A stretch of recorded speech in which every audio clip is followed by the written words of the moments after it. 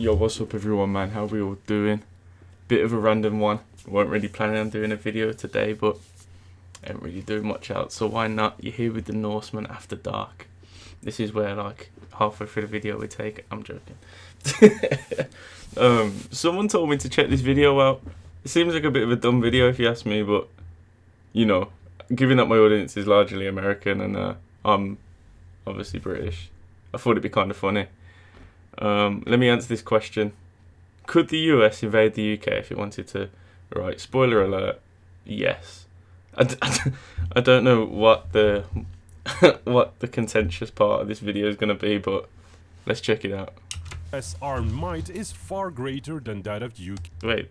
We all know US and UK are close allies, and that US armed might is far greater than that of UK. But just for argument's sake, and to learn what sort of limitations waging warfare across the ocean implies, this video will explore US invading the United Kingdom. Okay. So, with just the airplanes and ships left to count on, is an invasion over the Atlantic viable? Okay. Добро пожаловать. I just want to know if there's a scenario where we would win and how that would happen, because it just seems so ridiculous at this point. Welcome to Binkov's HQ. You know, not many managed to invade Britain.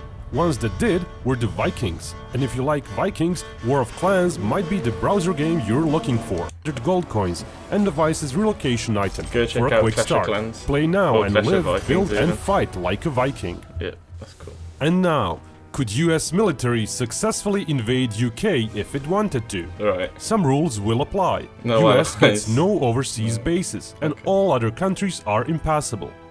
Distance from US to UK mainland is pretty big, especially when reaching London. Before trying to land any troops, the seas must first be clear of British ships, and Royal Air Force must be suppressed. US has a massive advantage when it comes to naval assets. Basically, all of its assets are made for... I swear the US spends, like, he's top of the, like, military spending and spend more than the 19 people below it. This seems like such a blowout, but fuck it. Let's see what happens. for oceans and could operate near UK if needed. While the Americans would need to sail to and from Britain, taking weeks away from their actual presence, US Navy could pretty much do whatever it pleases near the UK. It's interesting to point out that most of US ships do not carry anti-ship missiles. US Navy prefers to use their carriers for such missions. British Royal Navy is to go down a similar route. Their Harpoon missiles are old and set to be retired soon. Not all ships have them. Only a minor part of the British fleet has modern air defense systems. Basically, the sea war would be... Hey, it is worth noting, though, that our military is getting a huge spending boost this year. So maybe if we had this video in, like, 2022, maybe it would last a few days longer. fought above the sea and under it, but the British lacked anti-ship missiles for its aircraft. Furthermore, British Tornado aircraft ceased to train for the anti-ship missions almost 2 decades ago.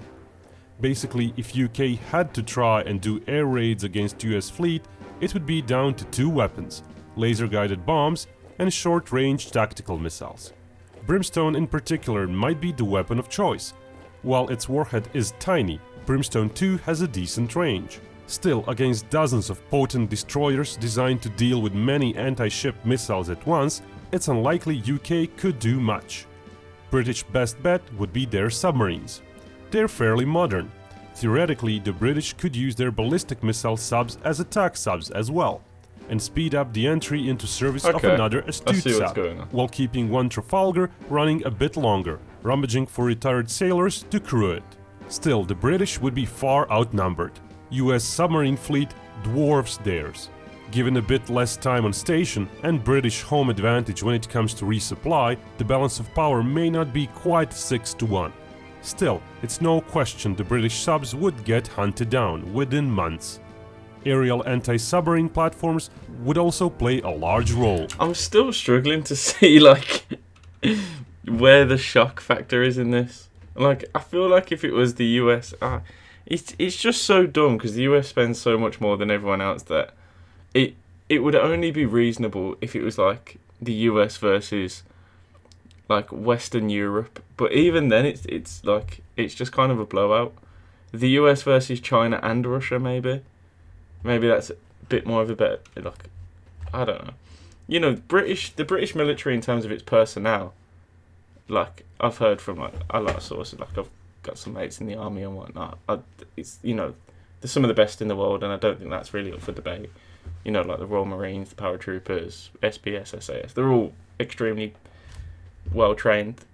It's just when it comes to the equipment side of things, I feel like that's where it gets absolutely ridiculous. And while the British could use all their assets, even just the deployable portion of US assets would be enough to force the British subs into hiding.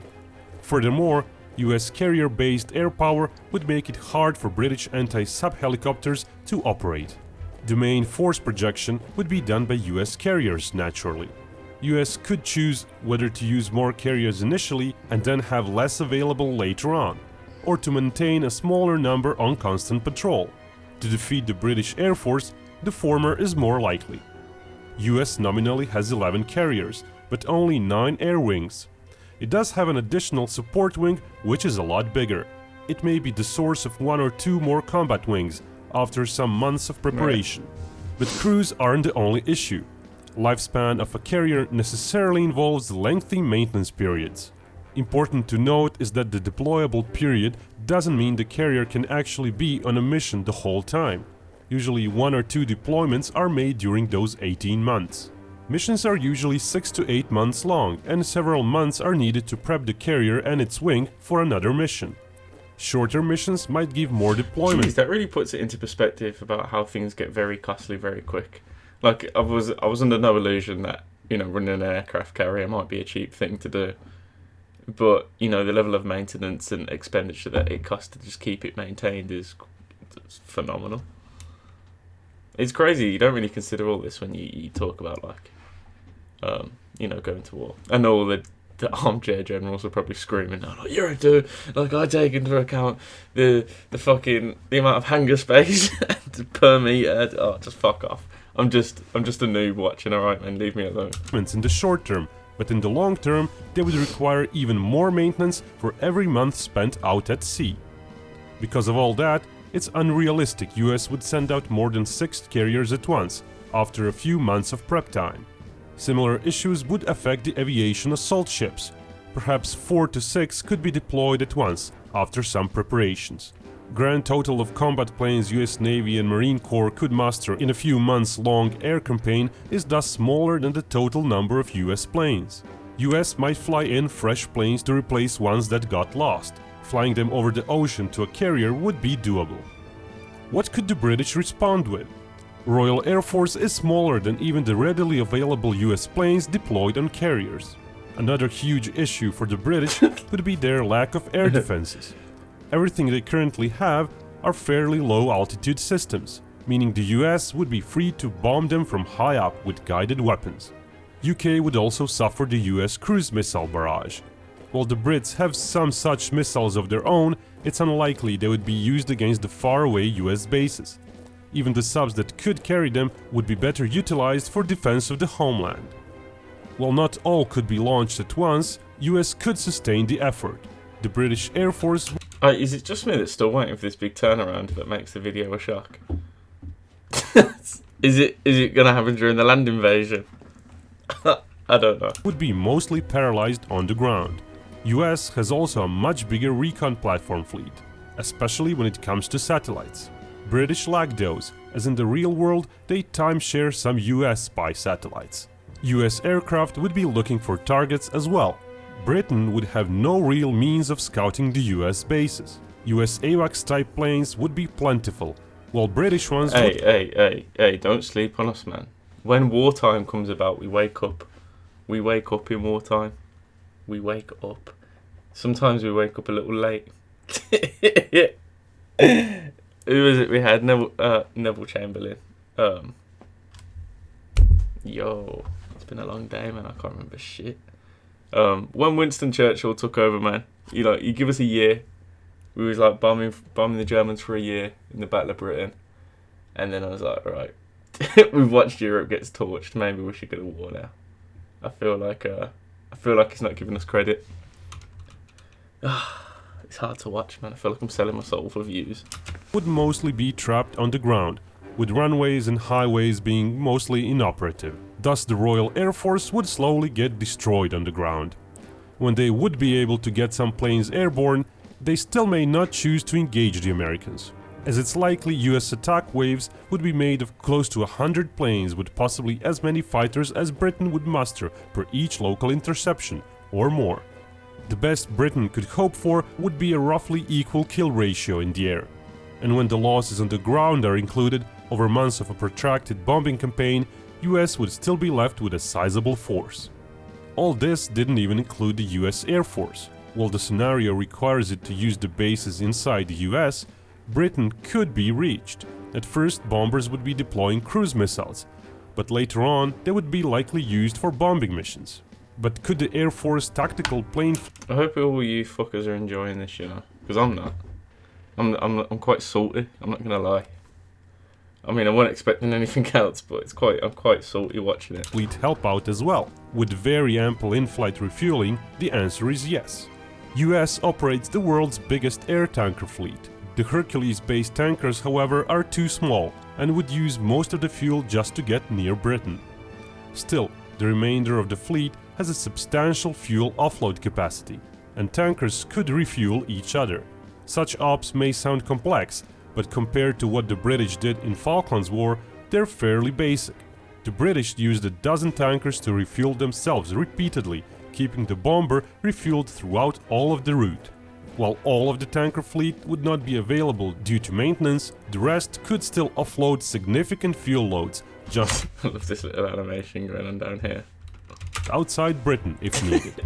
With several refuelings per plane, US Air Force could still expect to have around 400 combat planes in action practically every day. The British would really have no chance in the air. Within months, the US would have complete control of the air. And thus the second phase of the invasion might commence. By that time, British ships would be mostly dead, even if they hugged the shores and just aided in the air defenses. British submarines might hold Hey, they're not really taking into account, like, upsets, are they? Like, there's been no upsets so far. Like, there's no heroic story of this battleship taking down 2, or this one, like, surviving an encounter with 3. It's just like, oh, they just took the numbers and went, yeah, that one will fuck that one up. Man, fuck this video. out a bit longer, if not being used to actively hunt down US ships. But even if British subs managed to kill 2 US vessels for each of their own, final result would be the end of the Royal Navy. So at around 6 months or so into the war, the landings would be mostly... Wait there, guys. My bad.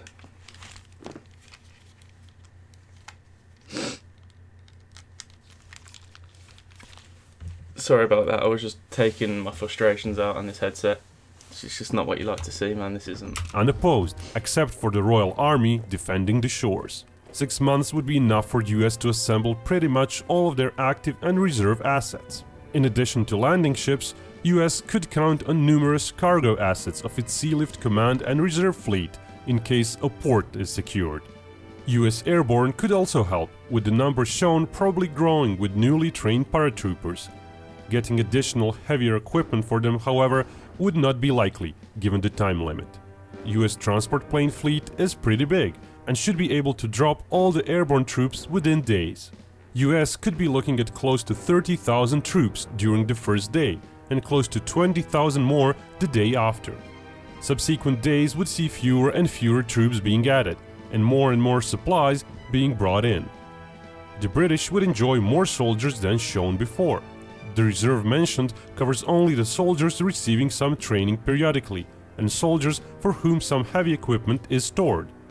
In an event of a total war, Britain would be using those 6 months to mobilize as many soldiers as possible, while they would be equipped with basically just rifles and... Wait there, is this assuming that we did the draft?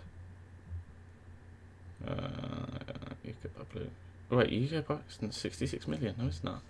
UK population is like 74 million? I suppose this is a few years ago, but it hasn't been 66 million for a long time. What's the US population? Like 350 million, isn't it? September, June. Right. Okay. And Got while it. their training would be less than adequate, they would still boost the overall numbers several times. Wait. While their training would be less than adequate, 2019, they would right. still boost the overall numbers several times. Yet, although soldiers may not be enough, as UK has a problem of geography. Its landmass is just too large. Its coastline is very long. Even when taking just the western part of its coastline into account, the area to be For defended. anyone wondering, I live here.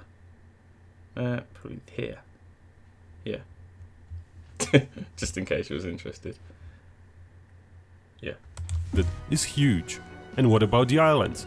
Perfect for US to take and entrench themselves at, before launching further landings from them. Oh, you wouldn't want them. Weather's a nightmare. Weather's terrible. Shithole as well. I wouldn't go there if I was you. Wouldn't have it. Most of those areas are sufficiently far away from the mainland that British artillery would not be much of a factor.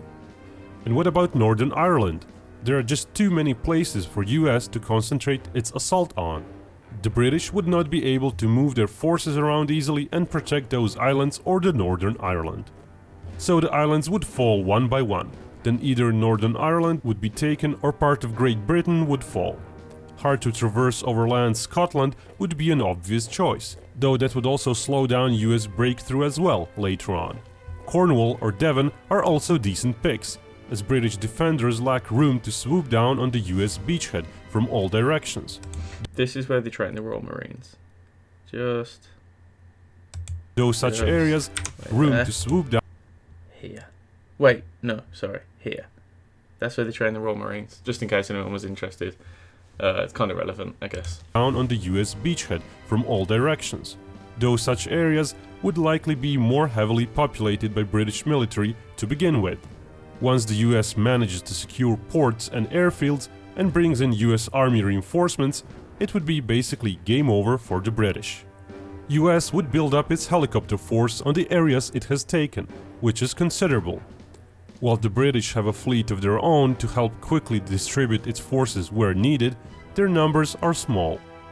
Both sides would of course be losing many helicopters, US to British low-level air defenses and British to US fighter cover, which would continuously be flying over the important areas. The British would have only a small part of shown inventory of heavy weapons present at any one point the US attacks.